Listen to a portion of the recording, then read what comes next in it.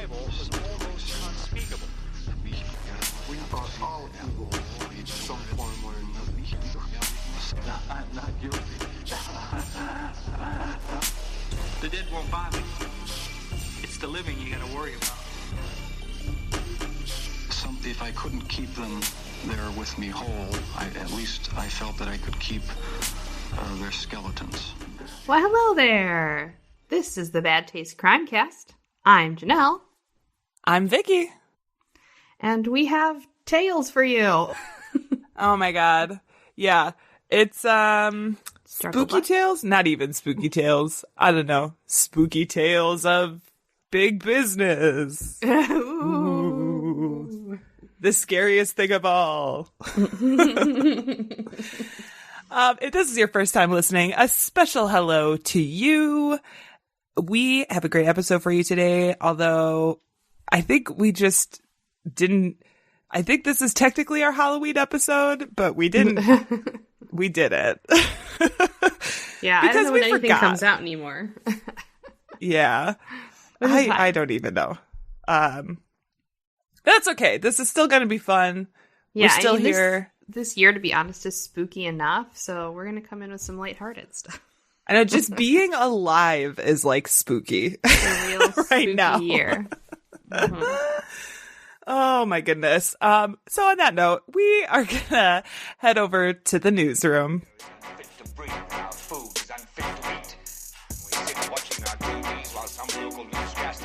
Today we had 15 homicides and 63 violent crimes, as if that's the way it's supposed to be. We know things are bad, worse than bad. Our news this week comes from Orange County, California, thanks to the Orange County Register. There's been a lot of stuff happening in California at the moment with specifically like various sheriff's departments and police organizations, but this particular case is about two Orange County Sheriff's deputies, Joseph Anthony Atkinson and Bryce Richard Simpson. They've both been fired from their duties, but also convicted of lying on their police reports. Well, who would have thought? Right? During the grand jury hearing, both former officers testified that they didn't know it was illegal to falsify documents. Yeah, I'm like, really? You did it? You didn't know this very obvious thing that, you know, government documents and lying are and not police officer-y stuff. Yeah. So apparently what they had done is they had written their reports to show that they had booked evidence when they actually hadn't. So they have a policy where the evidence you have to, you collect has to be booked by the end of your shift. And they just didn't actually book any of the evidence. So this is also something, and this is what I found interesting, that the sheriff's deputies for Orange County have done for years over hundreds of cases, and it was only discovered after an internal audit, kind of sparked by this case. Atkinson and Simpson claimed that they hadn't been trained on the penal code, which seems really like a failing of the police department, if that's true, as well as the officers. But the sheriff's department was very quick to defend themselves, saying that the officers had indeed been trained on the importance of filing evidence. Both officers were allowed to plead guilty to misdemeanor charges of willful omission to perform their duty. They also both testified in a grand jury proceeding of a third officer who did not take a plea deal, which is a case I think we'll probably talk about on a later episode as it gets a little further down in the court lines. But just this idea of like, I don't know, part of me feels like filing accurate reports is literally like a base thing in your job description as an officer. But I could be wrong. We know how well they train police officers, so are you surprised? Years, right? Mm-hmm. Years is what I'm hearing. Yeah. Best police training in the world. Moving right along. We are going to move to Netflix and Kill, where this week we are talking about The Vow. I was wondering why it took you so long. am obsessed with this series. Well, in fairness, it's still going on. Yes. I think they're either just about to release the last episode as we record this, like this weekend, or there's like one more. It's towards the end of the series, but this is one of those cases I have been following forever. It feels like. So this newly released documentary series, it follows the case of NXIVM, Keith Raniere, and the people who fought to bring him down. It features members who have left the cult from very high up positions, including Sarah Edmondson, Mark Vicente, Bonnie Peace, Anthony Ames, Barbara Boucher, Susan Dons, and Tony Natalie, along with Catherine Oxenberg, who is fighting to really save her daughter, India, from the organization. The series itself began filming in 2017 as the escapees started recording themselves for fear of being sued or worse. But it continues to follow the group as this, like when the Me Too movement kind of picked up steam. And that's about when the FBI finally took an interest in hearing these people out. Now, if you remember, Keith Raniere was convicted of many crimes, including sex trafficking of children, conspiracy to commit forced labor, among other things, in June of 2019. His sentencing is actually coming up pretty soon on October 27th, which will have happened just before this episode drops. And he's looking at a mandatory 15-year sentence and a maximum of life imprisonment. And I will also say, which I found kind of interesting, it doesn't happen very often with these documentary series, is that The Vow has been renewed for a second season. So they're continuing to film because there are still people being tried and sentenced in court. But I am absolutely obsessed with this series. I love it. I think, takes a really empathetic look at the stories of these people that are getting out, but it also does a really good job of trying to kind of dig deep into Keith Raniere's past and, the people that help him set up NXIVM and the lies he used to kind of coerce people into doing what he wanted. And I don't know, it's wild. Have you had a chance to watch this yet, Janelle? Yes, I have watched all of it so far. And what are your thoughts? It's funny that you love it so much because I don't. Really? I love it. I like the first couple of episodes are good. And I like the behind the scenes stuff with getting to know a little bit more about Keith Raniere and his past and everything. But the whole getting the Oxenberg girl out seemed a little bit weird to me. And it was very, sensationalized. And then yesterday I discovered it's because she has her own TV series coming out on Starz. Oh, yes. I heard about that. So I feel like that was a little gimmicky. And, the connections of her family being related to a fucking princess and her mother being on whatever that soap opera was that I can't remember. It seemed like a soap opera. It seemed very kind of, blown out of proportion and staged to a degree, to be honest. I don't know, man. The one thing I do like about this is you catch these people in these what I feel like are very genuine moments of trying to grapple with some of these things that they're dealing with, of, the people that they've brought in dealing with their own sort of survivor's guilt almost. Oh, yeah. And, trying to grapple with the damage they've done and the damage that's been done to them. I mean, I don't know what episode you're on, but the last episode, there was... I'm on the most recent. I think I have 6 minutes left in the most recent episode. The point in the most recent episode where India's mother makes this joke about, the wife being forced to sleep on the floor. Yes, yeah. That whole scene, I was just like, she doesn't get it. She doesn't get it. This is all just her... I feel like my mother is very similar to this woman. It's her desperate attempt to not be relevant, but it's her desperate attempt to get attention from her daughter, and her daughter doesn't want anything to do with her. And yes, she is in a cult, but I feel there's something deeper in that story that they're not going to touch on.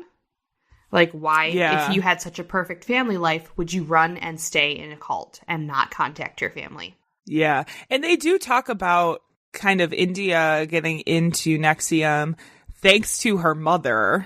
Exactly. Like Catherine and India had gone together to a NXIVM seminar because it was something they wanted to do together, and India stayed.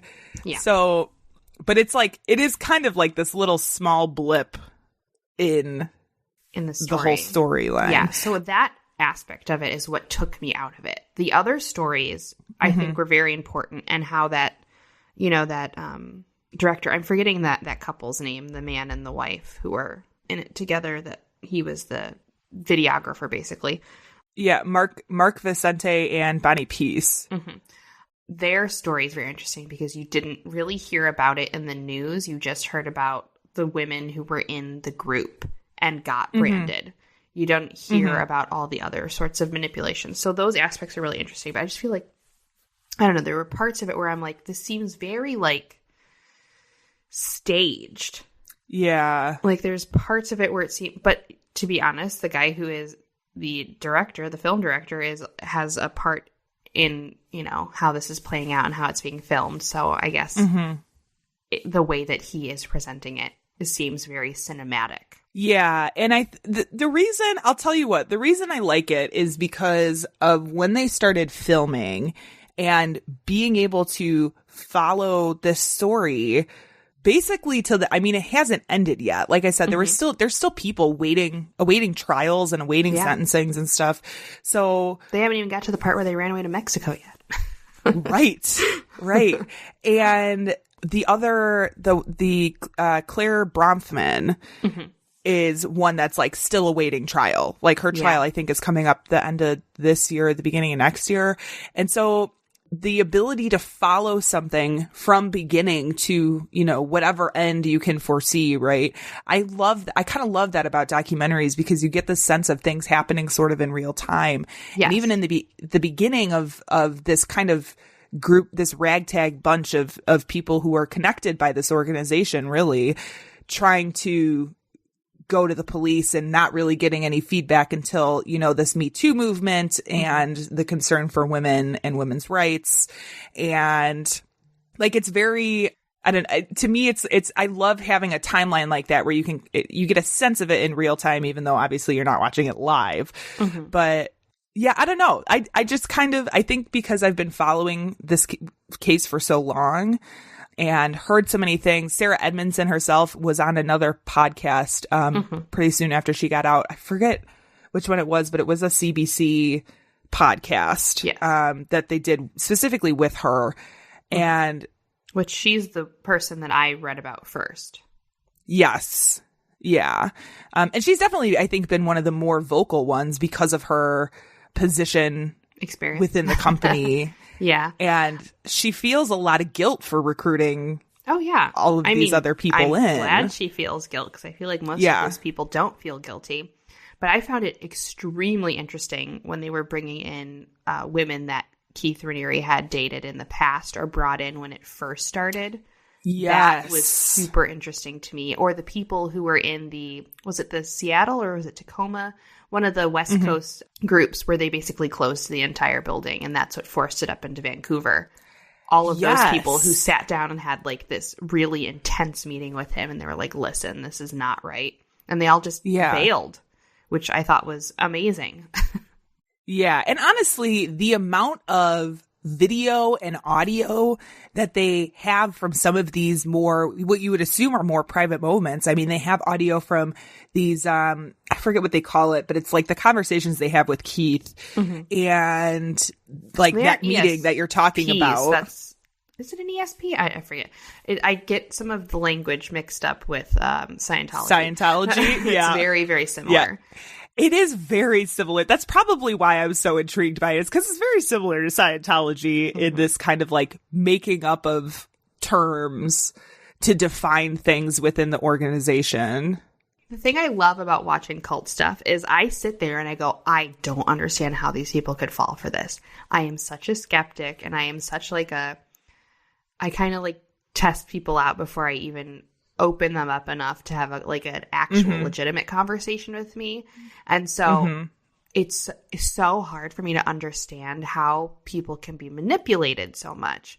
But that's just because I grew up in a very different household, and, I'm not as trusting of people I'm not going to like just be like, I'm going to give you the benefit of the doubt right off the bat. It's like, no. I'm going to watch you. I'm going to see what you're about, you know? So it just baffles me. Truly, it's really something that can happen to most anybody, I would say. And I definitely think it depends on the place you're at in your life. Like this specific organization, NXIVM itself, was billed as this like self-help kind of positive organization. And a lot of people went there searching for something or felt like they were lacking something in their life. So like on the sheer fact that they were at that point, right, is what made them susceptible to being played into like joining this and moving through the ranks and trying to get their sashes and paying all of this money. It's an expensive thing. Like it's almost like you have to have the right place in the right time to have somebody in that like perfect state of mind to be brought in.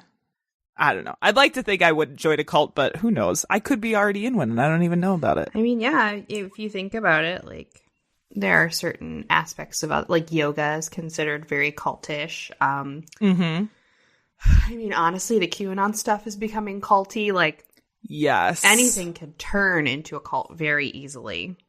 100%. Yeah. I mean, there's the cult of bad taste. Hello. Hey. Anyway, if you want to check this out, it's called The Vow. It's on HBO. I recommend it, at least if you're unfamiliar with the case. It's probably the most full picture I've seen of NXIVM as an organization. So check it out. This is that part of the show where we say content may not be appropriate for all listeners. This one's actually not too bad, at least on my end. I don't think it's not great. I mean, if you think the attempt of eradicating an entire peoples is bad, then yeah, mine's pretty bad. I mean, that's bad. But relatively speaking, compared to other episodes, I did get somebody on the Bad Babysitters episode that we released a few weeks ago that was like, dude, you need to pull it back a little bit. That was a little too much. And I thought, which oh my episode? God. The Bad Babysitters. Oh, okay. Yeah. I had somebody say, ooh, I think you might have hit that point. And I was like, oh my God. It only took 3 years and I hit that point. I feel like we've had other episodes that were far worse than that. That's what I thought too, but who knows? And have also included children, so it's always bad when there's children involved. But anyway, what are we talking about today, Janelle?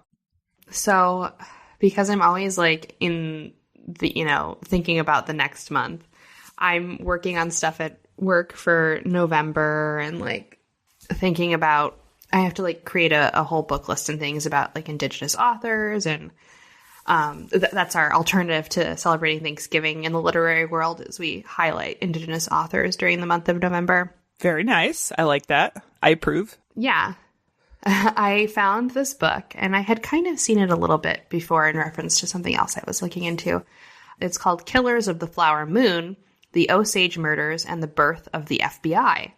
Oh. And it's by David Grann. And it's something that when I see a book, I have this like list on my phone where I'm like, digital book list. I need to remember to come back to this.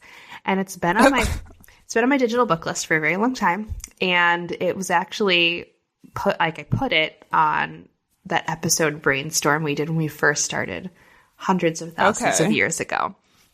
And I was like, how can I bring this into an episode? So we're going to talk about cases where the profits of something were valued more than the people involved. And I say profits over people, it's a very kind of common turn of phrase when we think a lot about corporations. But realistically, that's also kind of how our government works in a capitalist society. So that's a perfect kind of theme for this case. So yes, this tale is going to take place in Oklahoma in the 1920s, specifically in the Osage Nation. Now, I want to clarify something, because Osage is a mispronunciation of the actual tribal name. Oh. Every single tribal name that you know is not actually what the Indigenous people are called. I just want everyone to know that. Yeah, that doesn't surprise me at all. Everything is wrong. So this Osage is a French mispronunciation of the actual organization, and it's not even spelled correctly. So the way that it is spelled is Wahzhazhe. Oh, that's like not even close. Yeah, so it's Wazazi. Yeah, so Wazazi. Okay. So the French did not hear it correctly, but they do go by Osage. But just know that is not how they're spelled or pronounced. It's funny because in like my heritage, I am considered Cherokee, but that's not how you say it. It's Jalahi, and it's spelled Tsalagi. Okay. So everything you know about indigenous people is a lie. Damn, I feel like you just dropped a knowledge bomb on me. I had no idea, but also not surprised in the slightest.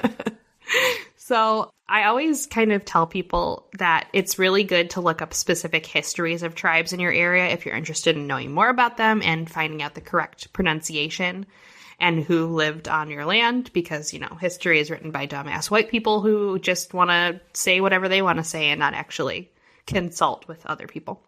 So in this story, I'll be kind of saying Osage just because that's how it is in a lot of the literature that I was reading, and also how the nation pronounces it now currently. If you do want to know more about like pronunciations and the different tribes in your area, there is a website. It's called native-land.ca. You can put in your address or any address around the Northern America, Canada, Mexico, the whole shebang. And you can find out all of the tribes that lived in a specific area, and it will link you to any tribes that are still around, because it also puts tribes that are no longer in existence. And it will link you directly to their tribal nation or tribal council websites, and it will show you correct pronunciations and the different various names that each tribe has ever had. So, it's a very informative website. A lot of people were pushing it for like Indigenous Peoples Day and the whole month of November, because there's currently a resurgence in the land back movement. So it's kind of like a great tool that people are using to inform others about the peoples that were here before them or right now. Oh, so very cool. Yeah, there are tribal nations everywhere. We'll be sure to put a link to that in the show notes as well. Mm-hmm.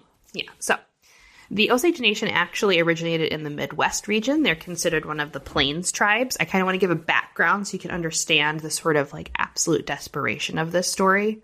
They moved across what is now known as Southern Ohio and Northern Kentucky to what has become Missouri area due to the various kind of Plains tribes. There was a lot of war going on. The Iroquois Nation was kind of moving from the East Coast to the Plains, so they were pushing some of the other tribes out.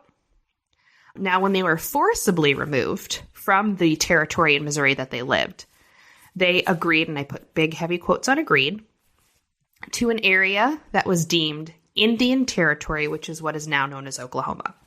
So this is back before we had statehood in Texas and Oklahoma. We had just purchased the land in the Louisiana Purchase. It was a territory, not a state, so they were forcing all of the tribes into the territories, which is why most tribal nations are way west of the Mississippi River. Okay. Now, they were hoping and eyeing at this territory to become a state, which is why a lot of the tribes that were forced there and started living there started to push back, because they were like, you told us this wasn't going to be a state. You told us this was going to be Indian territory. And of course, the government does not fulfill any of their promises. Duh. Of course not. Hashtag America. So, yes. So not only did they not pay the tribe annuities, which is what they were told that they were going to do after they forced them to leave their land. They said, we're going to give you money for it. They did not do that. They also did not supply them with the proper amount of rations as agreed upon.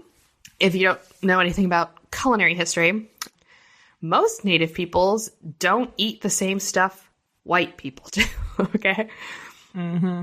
So I'm very fascinated by this, because I'm trying to like get back to an understanding of like my family, and a lot of you think of like hunter-gatherer, right?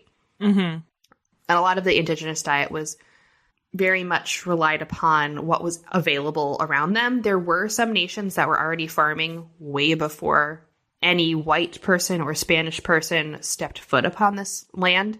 Mm-hmm. So farming wasn't totally out of the ordinary, but they were farming things like sunchokes and all kinds of different berries and things like that. Lots of fish, lots of wild game. So when the government took over, they were forcing them to eat beef, white flour, lard, things that are not an indigenous diet. Yeah. And so they pushed them into this land. They said that they were going to give them rations, and the rations were supposed to be all of those things, right? So like rations of beef, enough for all of the tribe, white flour, and lard. Those were what they were promised. They didn't give them pretty much anything.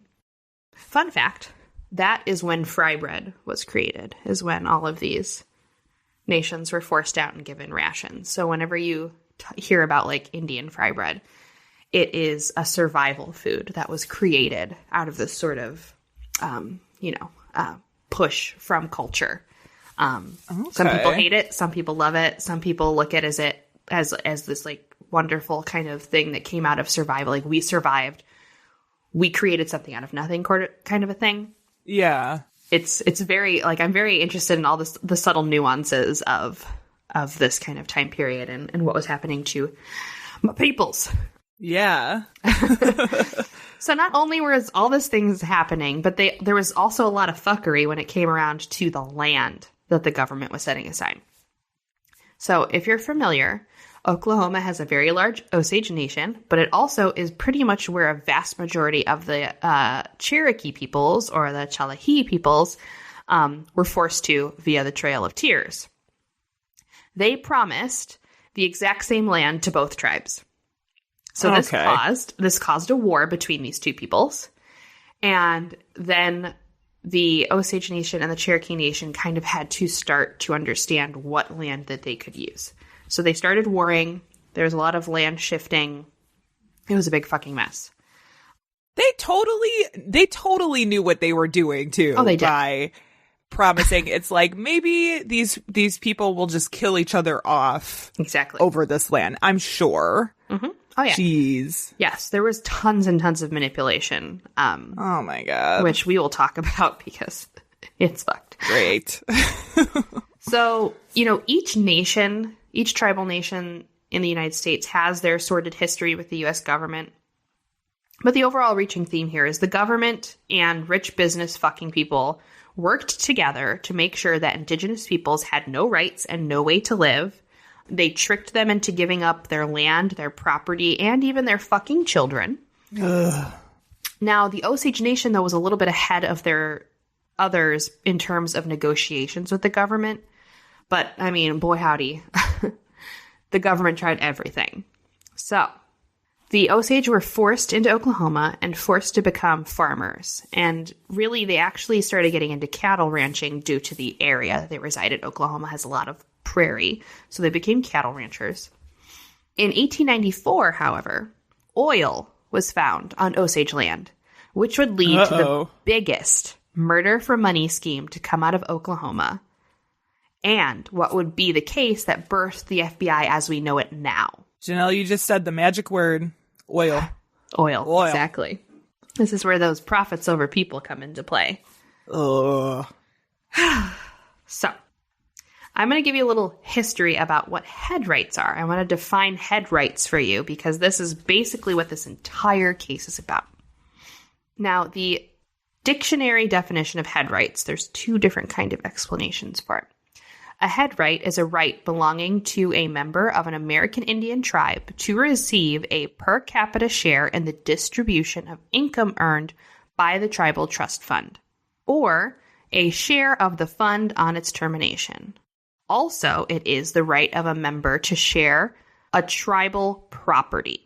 Now, what the fuck does that mean? Yeah, I don't know what that means. Head right is kind of like an inheritance. So, when you are a full card-carrying tribal member, again, these are terms that are forced upon tribes by the government. This is not something that they are willingly like, yes, you're a card-carrying member of this tribe. Right. This was something that was forced upon it to kind of quantify the population of indigenous peoples. So they're thinking about blood and membership. So if you're a full-blooded Osage tribal member, you have head rights to this land in Oklahoma. So when you die, you pass your head rights on to another member of your family who has to have a certain percentage of Osage blood in them in order to receive the land. That is what is called a blood quantum. Okay. So you're going to hear blood quantums a lot in head rights whenever you read about indigenous peoples and land property issues and the government. Okay. From my own experience, because I wanted to know what lengths it would take for my family to become members of a tribe, again, blood quantum was something that was kind of created by the government to, in their words, what was supposed to happen was it was supposed to keep people who were white settlers from claiming land that was meant for indigenous peoples by just saying that they were native, right? Right. But what wound up happening is it was actually about kind of infiltrating indigenous tribal governments. And a lot of tribal peoples married outside of the tribe, and so their children were not full-blooded. And so they were able to say, well, you have this percentage of blood, so you can't be a tribal member. Oh, my God. So the idea of blood quantum is something that was, it's a European ideology that is not at all was ever practiced by indigenous peoples. It was forced upon them by the government so that they could control the population of indigenous peoples in a said tribe.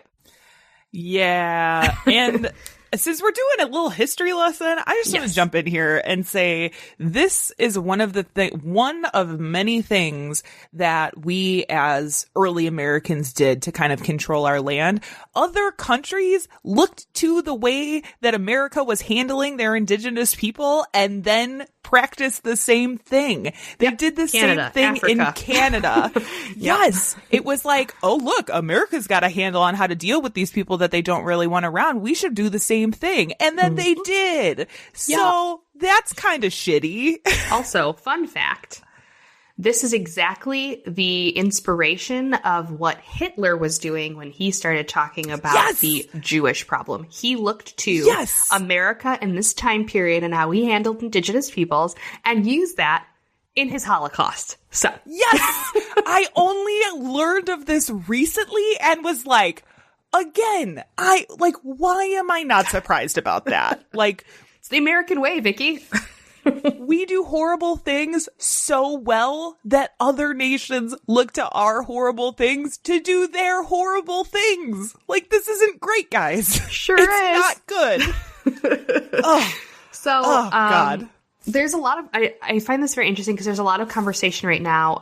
A lot of indigenous peoples, a lot of native peoples of Canada are saying, you may by blood be native, but unless you live and breathe that culture, unless you are getting back to your culture and you're back to your roots, you can't claim you're indigenous. Mm-hmm. It's very interesting the way that kind of tribes and people, indigenous people function. And it's different for every single, I just want to clarify, it's different for every single tribe. No tribe is exactly the same. There is no such thing as like an Indian, okay? Everybody is different. Yes. But a lot of the threads that we see are a lot of tribes will welcome someone in if they live and practice and commit to being a part of the community. Right. And that is the difference. Yeah. So there is no such, like when people are like, oh, I'm 1/16 Cherokee. It's like, that doesn't matter. It doesn't matter. Unless you are practicing that way of life, or unless you are actively getting back to the history and actively trying to be a part of the community, you cannot claim your indigenousness.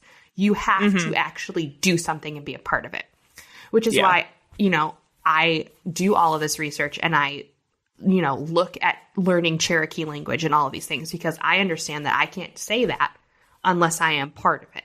Right. So I feel like people get it very confused because we're looking at it through a very non-native European-centric lens. And we can't do that because that's not correct. We can't look at everything through that kind of perspective. Mm-hmm. So, the Osage land, we heard oil. So there's this big, huge oil boom that's happening in Oklahoma right now. And since they own the land, and this is the key point here, they own the mineral rights to this land. This makes the people who have head rights in the Osage Nation fucking rich. And this is what I love to see. I love to see me some rich people getting theirs. So, in 1923, the tribe took in more than $30 million from all of the oil business, which today is the equivalent of more than $400 million. Oh my God. Yes. So the wealthiest people were buying cars and jewelry and taking expensive fucking vacations in Europe, which is like, oh, can you even imagine? Can you even imagine? Wow. Some families, this is even more interesting, some families even had servants, okay? Holy shit. And not just any servants, they had white servants. Oh my God. It's just crazy. Now, this isn't something that's like an anomaly. There are other, like the Cherokee peoples. I say that term because people don't understand when I say Chalahi, but that's fine. Anyway, those peoples actually were also rich before they were forced to move to Oklahoma because they became like really successful farmers in North Carolina, and they actually were farming tobacco for the government. There was like this whole thing. And once they were forced to move, then they became poor. But there are tribal nations who had servants and even had slaves. So, oh wow. There's a very sordid history about, you know, slaves and indigenous nations, which I highly suggest people look up because it's kind of like this fucking mind fuck when you read about it. Because you have an oppressed person trying to get theirs and oppressing another set of people who are just trying to live. And it's just like this very weird sort of twisted thing that was happening. It wasn't super common, but there was enough of it to be like, what is going on in the South? The South really fucked some shit up. In this weird time period. Yeah. Of the late 1880s, 1890s. It started to kind of like turn around, but there was a period of time in the United States where it was just like, there was this hierarchy where it's like indigenous peoples were like 1% considered better in society than black people. And so they were allowed to own slaves. It was just this fucking weird mindfuck. Anyway. Yeah. It makes my head hurt reading it. Yep. So these families had servants. They were, you know, had Rolls Royces. They were all up in it. The oil boom was also covered in newspapers, and this is what led to a lot of fraudsters flocking to Oklahoma to get a piece of theirs. The newspapers kind of talked about the extravagant European vacations and jewelry-covered Osage women, which seems very like Great Gatsby glamorous. Mm-hmm. But this is what started happening. So all of these people started flocking to Oklahoma and trying to marry into an Osage family. Okay. Yes. Some of them even went as far as to try to directly take stuff from the Osage peoples.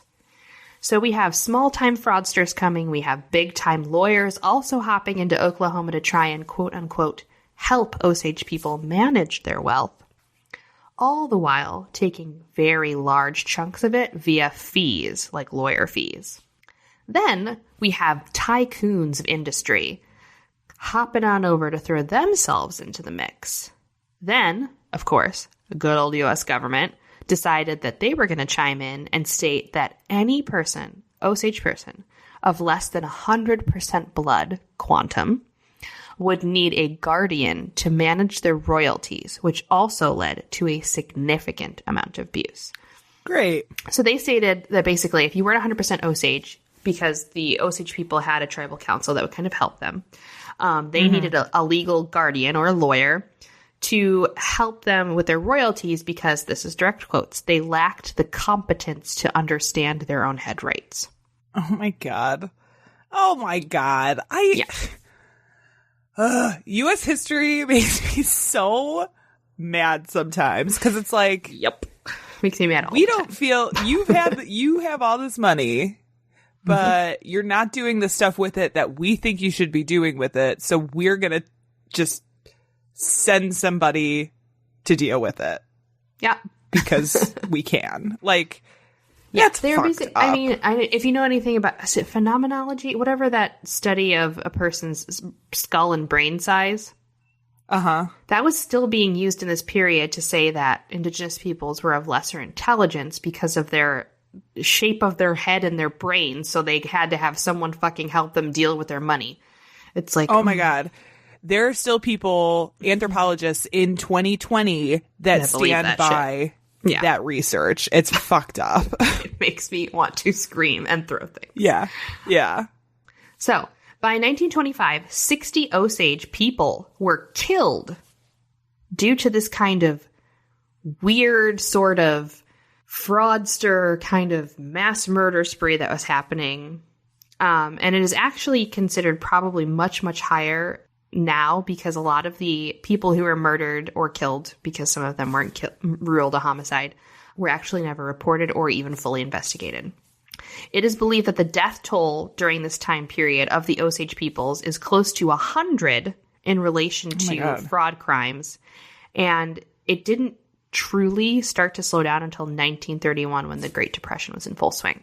Oh, dang. So this period of time is actually called the Reign of Terror, which if you're not familiar with U.S. history at all, which most of us aren't because what we're taught is maybe 1/16 of what is true and real. If you're not familiar, this is at the exact same time that the Tulsa Race Massacre was happening, like right next door. So we have the Tulsa Race Massacre happening at the same time of the Reign of Terror. They're killing fucking rich black people and rich indigenous people at the same time in Oklahoma. Oh my God. So we're going to take a look at a couple of these very interconnected cases that were actually investigated. Okay. One of the few. In May of 1924, Molly Burkhart was an Osage woman who married Ernest Burkhart, a white man. Molly had 3 sisters, Anna, Rita, and Minnie, who were also married outside of their tribe to white men. Anna, the sister, was considered the wilder of the bunch. She loved to dance and drink and flirt with men. Molly began to worry when Anna was missing for a few days and had not contacted anyone in her family. Now, this wasn't totally outside of the normal. Sometimes she would go off dancing and drinking and not come back for like a day or two, but she would usually check in with somebody. So she began to get concerned because she hadn't checked in with anybody. Okay. On May 27th of 1921, the body of Anna was found in a ravine by local hunters. There was a bullet hole between her eyes because she had been killed execution style and left for dead in the ravine. Now, the fucked up thing about this, never mind that a woman was murdered, the fucked up thing was that her death was ruled accidental due to alcohol poisoning. Hold on. Excuse me. Excuse me. That does not sound right. So don't you know, when you get drunk, bullet holes just appear in the middle of your skull? It's just tiny pieces of your body that expel themselves in perfect bullet hole shapes. Yes. So now Anna's head rights reverted back to her mother since Anna was divorced and she had no children. It went back to her mother. So Anna's mother, Lizzie, now had the head rights from not only her daughter, her deceased daughter, but also from her dead husband. So she had double the head rights.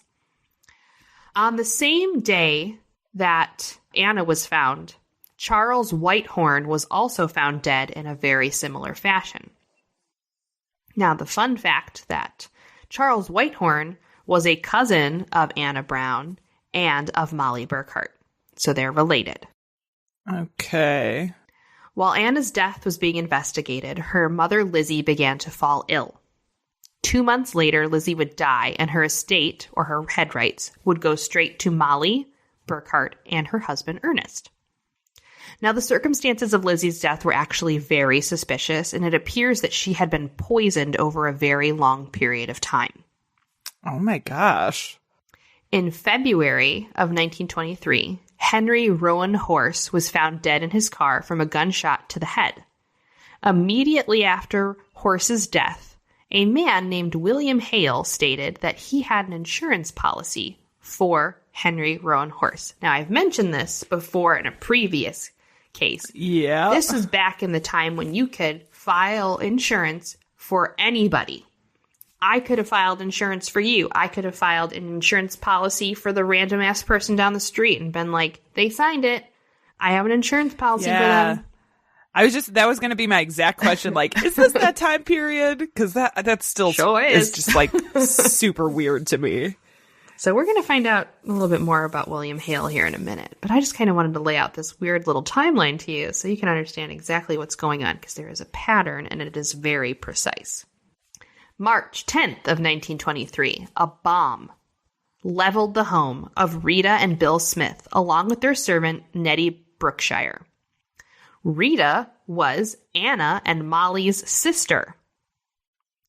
The blast instantly killed the two women, but Bill Smith held out a little bit longer at the hospital. Okay. Bill Smith held out long enough to tell authorities that he suspected that the bombing of his home had something to do with his wife's inheritance and a man named William Hale. Dun, dun, dun.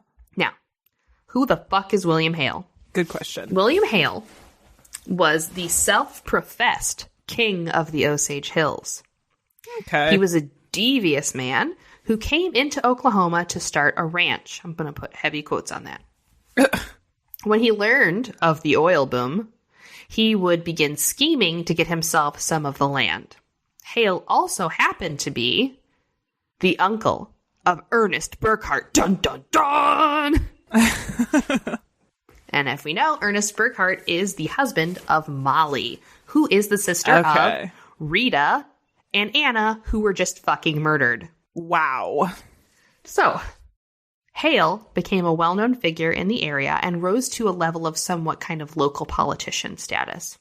He gained most of his dominance through a series of bribery schemes. So he was bribing other landowners, he was bribing the police, he was bribing lawyers, he was bribing fucking everybody. On June 28th, 1923, George Big Heart, now this is going to be a little confusing because we have Burkhart and Big Heart, but George Big Heart fell gravely ill while visiting Hale and Ernest Burkhart. He was immediately put on a train to a hospital, and while he was in the hospital, he called for local lawyer William W.W. Watkins Vaughn. The doctor stated that it looked as though Big Heart was poisoned. Okay. He explained to the lawyer Vaughn that he suspected Hale was behind it and was trying to ply him with whiskey that had poison in it. So what was happening is this man, George Bigheart, went to go visit Hale, and Ernest Burkhart was there, and they were talking. And this was kind of this common thing. I don't know why, but a lot of these people were trying to get all of these indigenous people like shit-faced drunk so that they would agree to things and so that they could take stuff from them. Okay. So they were plying him with copious amounts of whiskey. It just so happened that this whiskey was also full of fucking poison. Of course. So what this meeting was about was a conversation about Big Heart selling land to Hale. And so Big Heart provided the lawyer while he was in the hospital with documents that Hale presented to him, kind of proving that this was kind of a scheme for them to take his land. Okay. Now, the lawyer left to get back, and he was going on a train to get back to his family, and he had all the paperwork with him, and he was ready to kind of like go after Hale. Now, what wound up happening is Vaughn never boarded the train. The lawyer, in fact, was found the next morning along the train tracks with his skull crushed in. Oh my gosh. Mysterious. Yes, this is like a fucking film noir movie. In 1925, tribal elders of the Osage Nation sought help from the Bureau of Investigation. Now, the Bureau of Investigation was what the FBI was called before it became the FBI. Uh-huh. This organization was brand new, and J. Edgar Hoover had just been appointed the brand new director. Oh, great. Yeah. So this is the beginning. The best. Yes, this is the beginning of what we commonly now known as the FBI. If you're not familiar, J. Edgar Hoover was in charge of the FBI for, 3 decades? Forever. Something obnoxious, maybe more than that. Yeah. But he was very into wiretapping, and he was very into, like, illegal surveillance measures. So he was not so great. No, he was not. I will give him praise for this, though, because he sent a bunch of Bureau people to Oklahoma because he's like, this doesn't sound right. So I do give him praise for this. But that's the only thing I give him praise for. So the local police and the Bureau of Indian Affairs actually had been no help. They kind of went to them first. The local police were like, well, we don't give a shit. Everyone died from alcohol poisoning. And the Bureau of Indian Affairs, which, if you're not familiar, is the group that did a lot of the pushing of people out of their land. So, of course, they're not going to be of any fucking help. Mm-hmm. So I'm not surprised. They needed to bring in the big guns to kind of help them, which is why they were like, Bureau of Investigation, you guys want to do something? So they expressed the belief that Hale was part of a plot to steal land and was behind all of the murders. The Bureau sent out Thomas White, who was a former Texas Ranger, who is now a Bureau man, which they describe him as Bureau man, like, in all of the readings, which is kind of hilarious. So he went out to investigate. While this was occurring, while they were sending people out, Molly Burkhart was in fear of her life, and she suspected that she was being poisoned by her husband. Oh, God. Now, Burkhart was converted to Catholicism, and so she was a very religious woman, and she went to her church often, and she confided in her priest that she thought that her husband was poisoning her. And the priest told her not to take a sip of drink from her husband ever again. And the priest then went to the Bureau of Investigation and told them that they were suspicious of Molly Burkhart's husband. She was saying that, he basically broke the confidentiality that priests are supposed to have and reported it to the Bureau of Investigation. Good.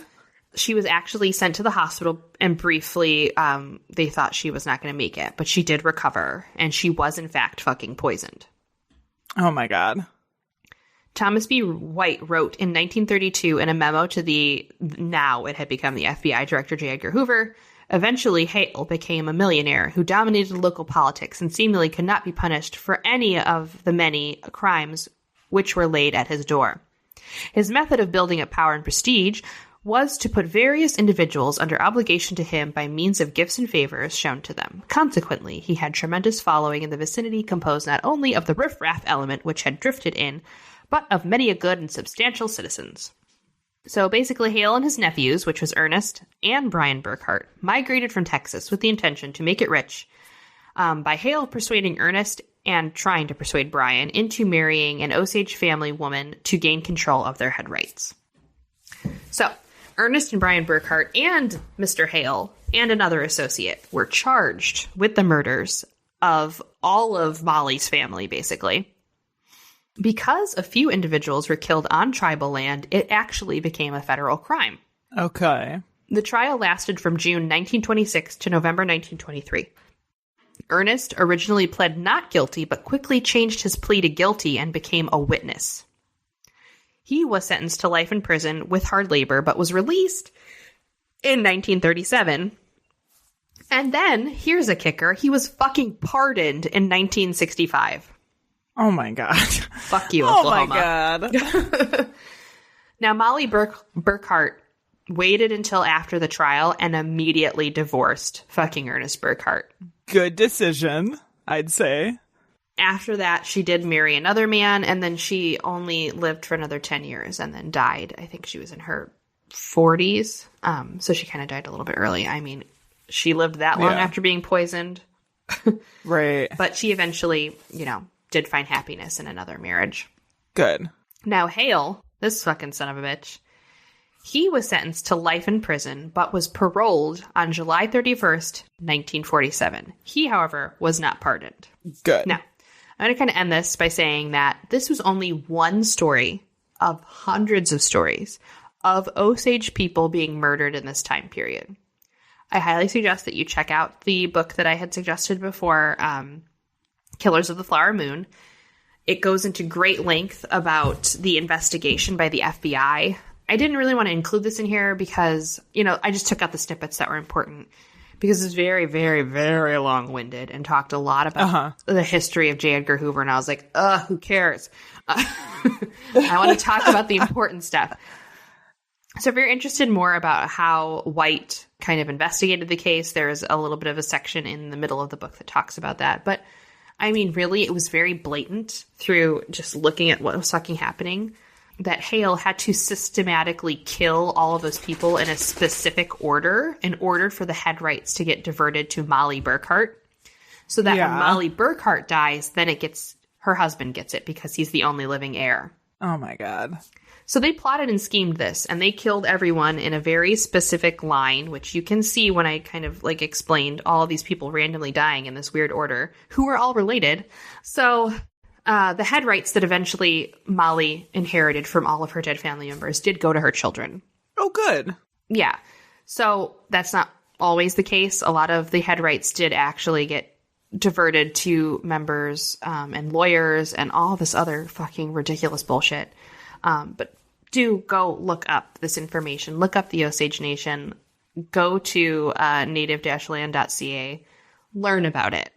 Know it. Realize that the land you live on does not belong to you or anyone. And also realize that we were fucking murdering people for stupid-ass fucking oil. For literally hundreds of years. And just because they had a little bit of money. Yeah. It's like, come on, guys. But that is the tale of the Reign of Terror, the Osage Nation murders. And I'm so sorry. That is crazy. Yeah, it's very twisty and turny.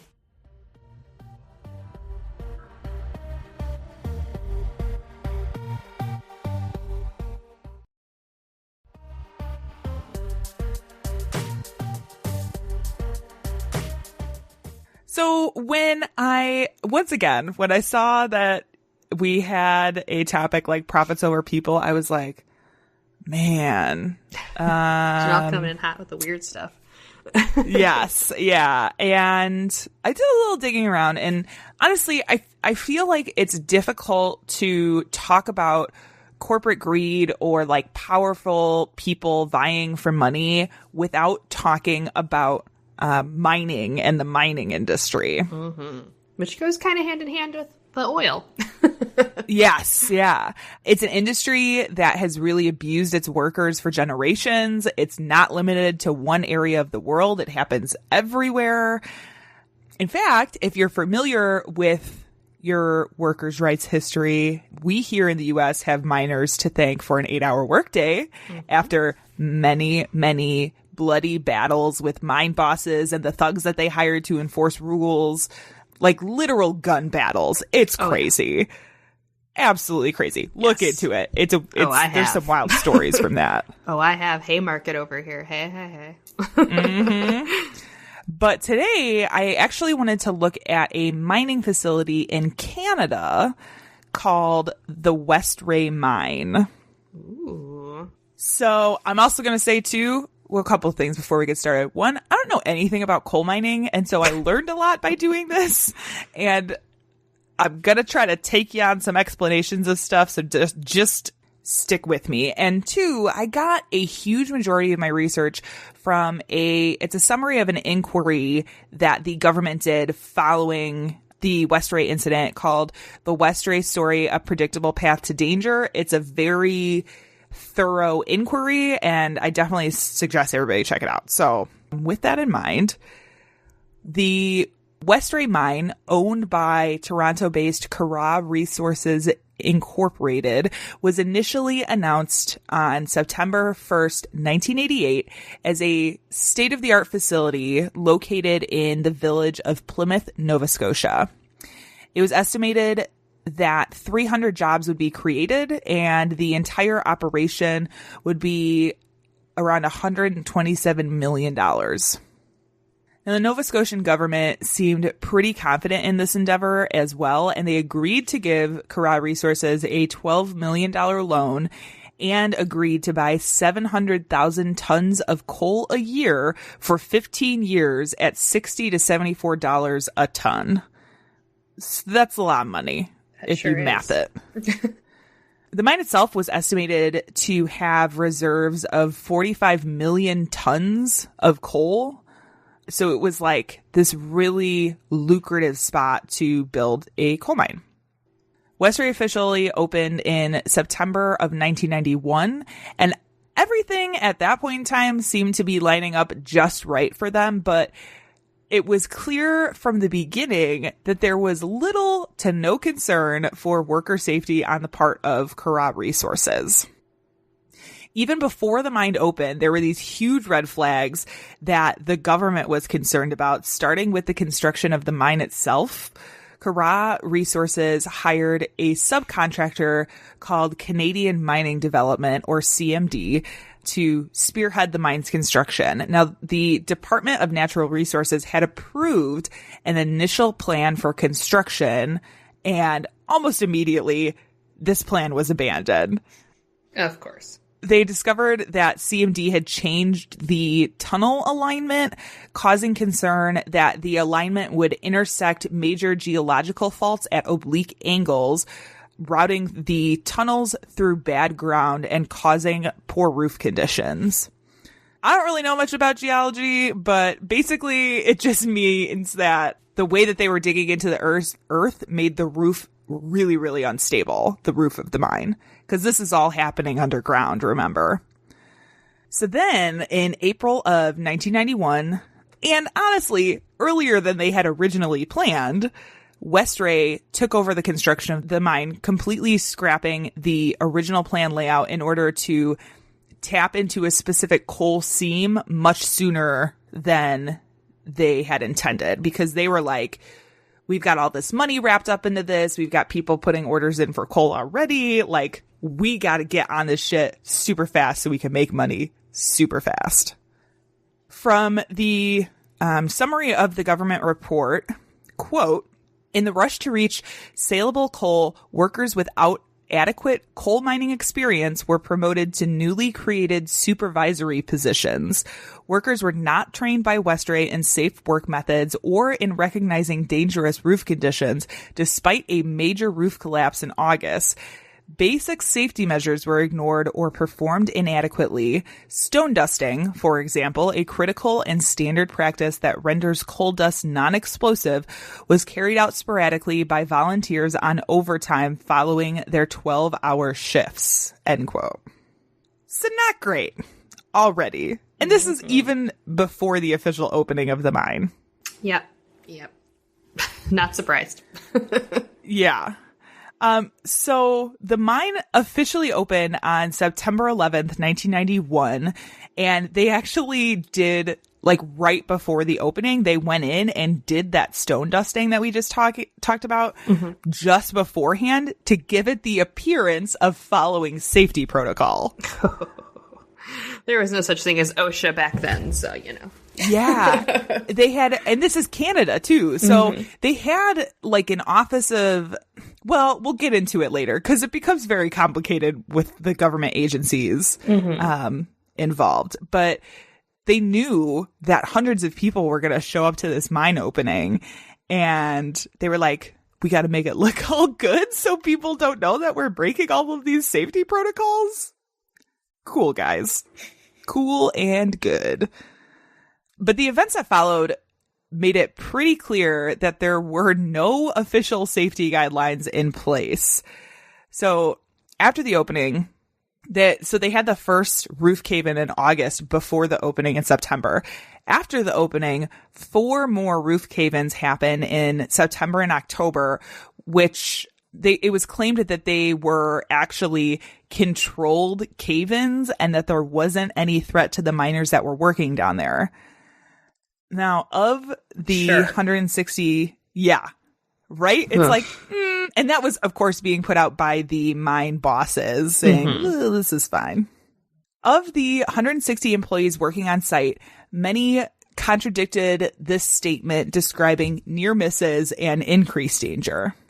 At this time, mine inspectors were requesting a more solid plan for the roof support, but Westray was incredibly good at delaying the production of these plans and just kind of were like, yeah, we'll get them to you soon. Oh, we don't have them yet. Just, wait a little longer. We're working on it, and just never gave them up. It was pretty clear that Westray was more focused on the profits it could gain for the high demand of coal rather than keeping its workers safe. And I do here want to point out that there was a push to unionize the workers during late 1991. It didn't actually succeed until the spring of 1992, and the certification for the union was very unfortunately not granted until after the tragedy that happens at the mine. The roof issues continued throughout coal production, specifically in the southwest section where the original construction plans had been abandoned and the tunnels had been rerouted. And almost as if karma was at play here, there was not nearly as much coal being produced of the quality that they desired from those tunnels. And so they eventually deserted them after literally chasing mine workers out thanks to deteriorating conditions. Oh, God. Which part of me is like, that's what you get. You get shitty coal. Mm-hmm. But also, how shitty does coal have to be that you've done all of this work and you're like, nah, never mind. Yeah, I guess I didn't realize that there was like a specific like caliber or quality of coal that they look for when they're mining these seams. Cause I'm just thinking coal is coal, you know? But I guess not.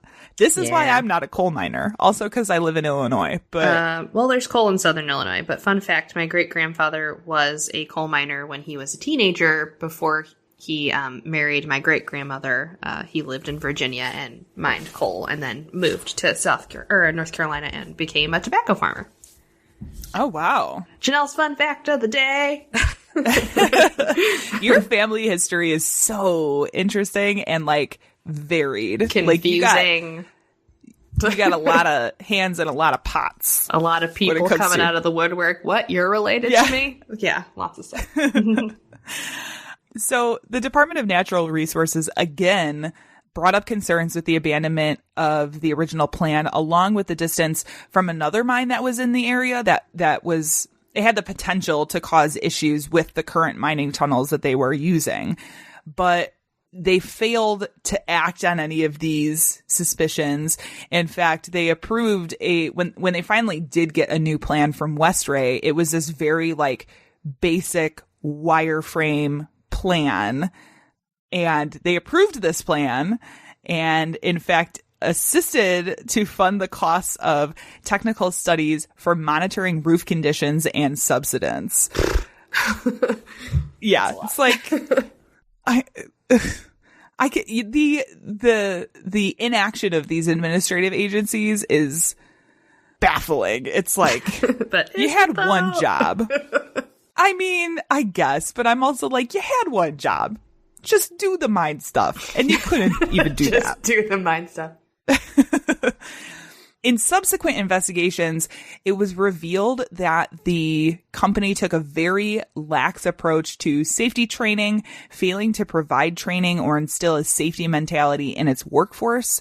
There were no efforts to enforce any safety protocol. In fact, quote, management ignored or encouraged a series of hazardous or illegal practices, including having the miners work 12-hour shifts, improperly storing fuel and refueling vehicles underground, and using non-flame-proof equipment underground in ways that violated conditions set by the Department of Labor. Oh my God. How many ways can you just ignore safety is the question. So we've already touched on this practice of stone dusting to control the coal dust accumulating in the mine. The other major practice, one that absolutely has to be in place, is a properly planned and executed ventilation system to stop methane from accumulating at flammable and explosive amounts. Mm-hmm. Which is what coal canaries were originally used for. God, why do I know this? Mm-hmm. I knew that like mining stuff would be in your filing cabinet of random factoids. Honestly, in your what head. Isn't in my filing cabinet of random facts.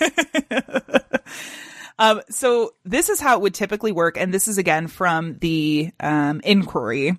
Quote, the ventilation system from any underground mine is a network of interconnected passages, many of which are also used as a transportation routes for personnel, vehicles, and the products of mining. Fresh air is drawn from the surface atmosphere. As the air passes through the underground passages, its quality deteriorates as a result of pollutants produced from the strata and from the effects of machines and mining procedures. The contaminated air is then returned to the surface. Seems pretty basic and easy to do, but they didn't have this. As far as the ventilation system goes in Westray, it was almost non-existent. And while much of the blame for the blatant safety violations lands with Westray itself, the Department of Natural Resources shares the blame for inadequately executing its regulatory duties. At this point in time, there was a bit of change and overlap in responsibilities within these administration agencies. It was like an overlap in responsibilities with the Department of Mines and Energy. And then later there were some duties that were transferred to the Department of Labor. At the end of this, the Department of Natural Resources claimed that they were unsure if it was within its mandate to regulate for safety. Sorry, what? What? Yeah. I don't know if we can do that, guys. I don't think we can enforce safety, but we're just going to ask you real nice to follow the rules. What? No. That's not how government regulation works, Holmes. Yeah, it makes me so irritated because it's like, again, you had one job and you didn't even do that. It's pretty clear that both the Department of Labor and the Department of Natural Resources failed to hold Westray accountable for violating various mining acts and diverting from its original plan submissions. There's also a lot of political interests that were involved here that contributed to the ignoring of safety protocol. It was things like this expectation of job creation happening really quickly in the community. You had a lot of politicians coming in to kind of champion that, putting pressure on the mine owners to get the mine up and going quicker. But I'm not really going to delve into that spider web because it's a whole thing. I, again, am just going to encourage you to read the report called The Westray Story, A Predictable Path to Disaster. It has a ton of information in there about the political aspects to it. I also want to point out here that the coal seam that was being mined in Westray, it was called the Ford Coal Seam, and it had an extensive history of methane explosions, which merited even more care when you were tapping into the seam. Now, this is the exact seam that Westray was mining when disaster struck. On May 9th, 1992, at 5:18 a.m., less than a year after the mine's official opening, a massive methane gas explosion sent blue flames shooting out of the mine's opening. The explosion was so massive, it shook the surrounding houses more than a kilometer away. At the time, there were 26 men working underground. They were actually nearing the end of another 12-hour shift. Following the methane ignition, the coal dust that was hanging around because they didn't do stone dusting also ignited, which added to the intensity of the flames. The 26 men in the mine, approximately a mile underground, were trapped. So rescue efforts began immediately, although thanks to a lack of a rescue plan on behalf of Westray, even the rescue teams were in grave danger, attempting to save who they could. It just goes so wrong at so many turns. So wrong. 31 hours after the explosion, a rescue team was able to get into the southwest section only to find the bodies of 11 dead mine workers. They continued their search, and after a few more days, they were able to find the bodies of 4 more miners, but this would actually be the end of the search. The owners decided to stop rescue efforts, acknowledging little possibility that the 11 remaining workers they hadn't found would have survived, leaving them to be buried there for the rest of time. They never recovered their bodies. There wasn't an effort made to go in and recover the bodies afterwards. And even now, as the mine has been closed and filled in and basically, had grass put over it, they are still down there. Mm-hmm. As reported by the Museum of Industry, over the course of 6 days, quote, local and regional dragger teams battled the wreckage to rescue the men. They encountered nothing but sheer devastation, mangled and twisted roof supports and machinery, piles of coal, stone, and debris. They described conditions like a horror movie, and the devil himself would not go in there. Now, I also wanted to share a small portion of what the Westray inquiry said about the rescue.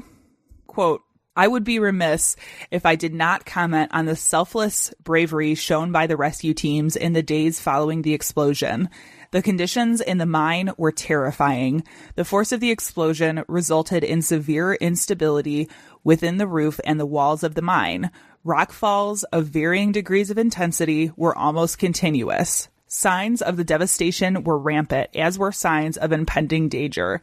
The poisonous, unbreathable atmosphere and actively working ground surrounding the mine openings with the attendant grinding and cracking were extremely stressful. Yet these men, miners trained in mine rescue, each wearing his personal life support system, went unquestioningly into that perilous environment with the hope of finding some of their comrades alive. The rescuers came from mainland Nova Scotia, Cape Breton, and New Brunswick. We can only be thankful for this valiant display of concern for fellow workers. I also wish to recognize the entire community for its selfless work in those difficult days. End quote. Now, the big question here, I'm sure, is was Kara Resources Incorporated held liable? No.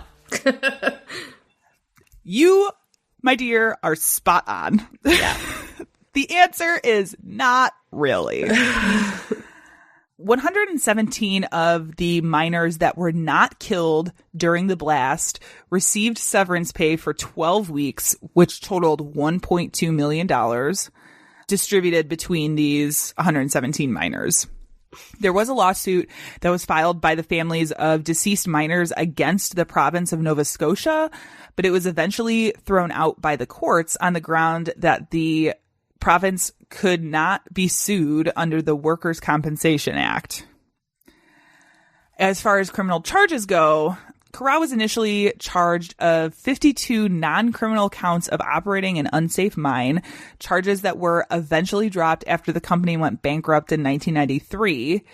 The charges were brought again shortly thereafter, but the Supreme Court of Canada ordered a new trial. Mine managers Gerald Phillips and Roger Perry received criminal negligence and manslaughter charges, but they never went to trial after the Crown determined that there wasn't enough evidence to get a conviction.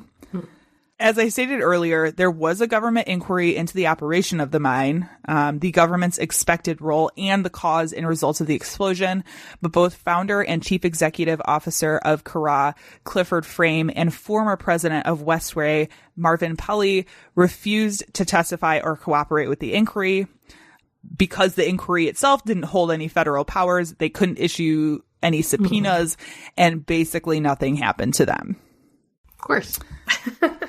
Now, I do want to end this on somewhat of a high note. So there's a particular reason that I covered this case. So living in the U.S., we know corporations, generally speaking, are treated as people. Mm-hmm. It's something that I'm not a super big fan of. They get out of a lot of shit because of this. Yep. And it's really hard to hold a corporation liable for its actions unless I don't even know, unless some big media storm happens or, you know, even then you're not talking about jail time. You're talking about fines. Yep, and slaps on wrists. When you Yeah. And when you fine a company $500,000 and that company makes $2 billion a year, it means nothing. Mm-hmm. So I covered this case because it had a direct effect on the law in Canada. So following the inquiry, there was this public outcry for change in legislation in order to hold organizations criminally liable. It took many years of lobbying and marching by the United Steelworkers of Canada and the Westray Family Group, but finally, on March 31st, 2004, the Westray Bill was passed by Parliament into law, which actually amended the Criminal Code of Canada. Mm-hmm. So what this does, the Westray Bill, it's according to Canada's Department of Justice, quote, it creates an occupational health and safety duty for all organizations and individuals who undertake or have the authority to direct how others work or perform a task, to take all reasonable steps to prevent bodily harm to the person performing the work or task and to any other person. So basically, it allows for the prosecution of companies for criminal negligence, which, in my opinion, is great. Mm-hmm. I think that's awesome. Negligence is one of these things that's like, especially when you're talking about corporations, like I said, really difficult to enforce. Criminal negligence is even more difficult to enforce. So I saw this and was like, this is awesome. Looking a little farther into it, as I said, it was passed in 2004. Mm-hmm. It took until 2018, 14 years after the passage of the Westray Bill, for any company to be charged under these new criminal codes. So there's still this like reluctance almost to charge anybody under this new code. Some of it comes from not wanting to be the first court to use it. Like there's this tendency to let somebody else set precedents. You don't want to be the one to set the precedents necessarily. Yeah. I think a lot of people are really hoping that the case and the company that was charged under this bill gets some sort of time. You know, I don't think anybody is wanting to just run around arresting, you know, hundreds of CEOs and throwing them in jail. I don't really think anybody wants that, but it'd be nice to see like a couple go to jail, right? Mm-hmm. If they're doing stuff that is criminally wrong. Yeah. But that is the case of the Westray mine explosion. I'm always interested in things that change the law for the better. Mm-hmm. I think that's a case here. Yeah, we definitely do not have anything in the U.S. that is classified as like a corporate homicide law. Mm-hmm. We don't have that. It just doesn't happen. Mm-hmm. But yeah, no. It just makes it, corporate things make me so mad. You are preaching to the choir. Mm-hmm. So before you run off and start a multi-billion-dollar company that doesn't give a shit about people's safety or lives, sorry, why don't you check out this podcast? Hi, I'm Ellen, and I'm scared we exist in the Matrix. I'm Jaslyn, and I'm bad at ad-libbing. And you're listening to High Expectations, the promo. For our international listeners, you can appreciate our cute New Zealand accents. For our local listeners, you might bump into us in the street 3 times in the same hour. Our podcast is about pop culture, sexuality, relationships, interesting hobbies, banter, and ragging on each other. You can find us on Apple Podcasts, SoundCloud, Pocket Casts, Podcast Addict, or anywhere you might like to find podcasts. Yay, please subscribe. Goodbye. Well, that has been our episode, folks. Wrapping up another week of remote recording. Janelle, I miss your face. Well, don't, because I'm a mess right now. Aw. I just miss recording in the same room as you. I know. One day. All the issues that we have when we record on our own. Yeah. Oh my God. It's a struggle. It's true. It's true. We've got some really exciting stuff, I think, coming up for you towards the end of this year. We're just not going to talk about it right now until it's all like done and so put deal together. with it. And we have dates of stuff. Mm-hmm. But get excited. Get excited. For stuff that you don't know about. Yeah. Hopefully the world doesn't implode before then, or you'll never know. It's coming. Yeah. Here's to hoping we survive November. Mm-hmm. I'm trying to think. What do we got? What do we have any like events or anything to talk about? Not really. Not right now. No, I mean, Fringe is over. That was the big thing. But the end of the year is going to be slow for us in the podcast land, not in real life, but thank God, because I could use it. Yeah, we're just gonna put out our normal episodes. I don't think we have anything going on too crazy. I mean, we do have a couple fun announcements. Surprises. Fun surprise announcements that will happen, but it's not going to be anything like that you got to do anything extra for. No. We'll put They're it just that going way. to show up in your feed. Yeah. It's just going to be a magical surprise that appears before you. Yes. So if you enjoyed this episode, you can find many, many more like this at badtastecrimecast.com, where we have all of our episodes. Guys, we're like rolling in on 100 episodes real quick God, here. who are we? 4 years, 100 Before the end of the later. year, I think before the end of the year, we will have hit 100. Yeah, we should. Wish we could have done it in a better time. Yep. But, Yep. you just use the cards that are dealt to you sometimes. But while you're there, while you're at the website, you can also check out some merch by going to badtastecrimecast.com/merch if you need like a hoodie to get you through the winter that's coming up. Yep. Or a bag or like a pencil case, I think. For all your pencils. For all your pencils. You can also, if you want to support the show, go to badtastecrimecast.com/donate, where you will find our Patreon. We got tons of bonus content on there that you can get access to for as little as $1. Look at that. Who would have thought? It's probably the cheapest Christmas gift that you can give anybody is Bad Taste Crimecast extras. Yeah, guys, so get on it. I want that for Christmas. Again, as long as provided the world doesn't explode before Christmas. Yeah. What else? You can find us on Facebook at Bad Taste Crimecast. You can find us on Instagram and Twitter at BT Crimecast. We got a lot of fun and exciting stuff going on in our social medias. Yeah. Other than that, I think, is there anything else to know before we wrap up? Don't be a terrible person. Wear a mask, wash your hands, and let's try to live just a little longer. Just a little. It's all very good general life advice. Yes. I approve. Mm-hmm. All right. Well, our sound and editing is by Tiff Fullman. Our music is by Jason Zashevsky, the Enigma. This has been the Bad Taste Crimecast. We will see you in 2 weeks. Goodbye. Bye-bye. Women and left their bodies on the hillsides along the highway.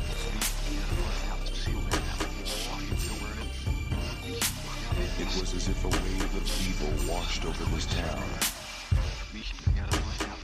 We are all